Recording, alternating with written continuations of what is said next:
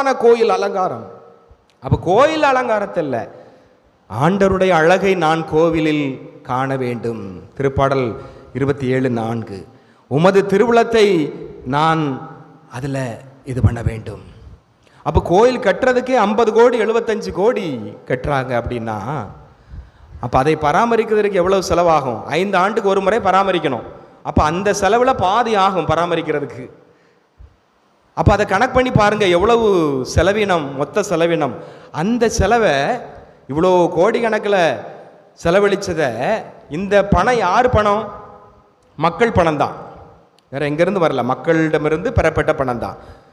அப்போ இவ்வளோ கஷ்டப்பட்டு கோயிலை கட்டி இவ்வளவு செலவு ஆகிறதுக்கு பதில் இந்த பணத்தை வைத்து கொண்டு அறப்பணி மையங்கள் ஏற்படுத்தி இருக்கலாமே.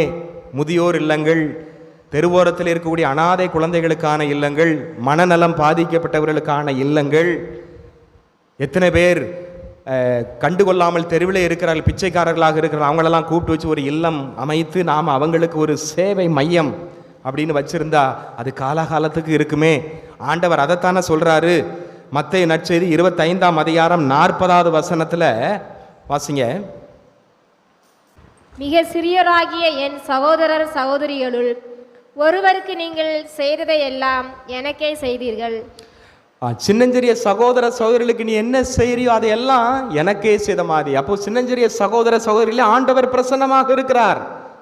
அப்போ அவர்களுக்கு நாம் செய்யும் பொழுது ஆண்டவருக்கே செய்கின்றோம். அப்போ இன்னைக்கு தேவையில் இருக்கிறவங்க நிறைய பேர் இருக்கிறாங்க. வீடு இல்லாமல், ஆடை இல்லாமல், உணவு இல்லாமல், உடல் நலம் சரியில்லாமல், பைத்தியக்காரர்களாக எவ்வளோ மோசமாக இன்னைக்கு இருக்கிறாங்க. அப்போ அவங்களுக்கு செய்ய வேண்டிய சிறு சிறிய குழந்தைகள், அனாதை குழந்தைகள், தெருவில் வீசப்படுகின்ற குப்பை தொட்டியில் வீசப்படுகின்ற குழந்தைகள்.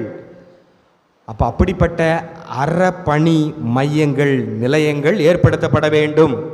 இவ்வளோ தொகை கோயிலுக்கு செலவழிக்கிறத விட இவ்வளோ தொகை வச்சு நாம் இப்படி அறப்பணிகளுக்கு செலவழித்தால் எவ்வளவோ நலமாக இருக்கும். எனவே அன்புக்குரியவர்களே, இந்த அருமையான நாளிலே நாம் சிந்திப்போம். கோயில், ஆலயங்கள் இறைவன் வாழும் இல்லிடம். எனவே நாம் ஆலயத்தில் வந்து இறை வேண்டல் செய்ய வேண்டும். இரண்டாவது, நாமே கோயில், நமது உள்ளத்தை இறைவன் வாழும் இல்லமாக அலங்கரிக்க வேண்டும், தூய்மையானதாக நாம் மாற்ற வேண்டும்.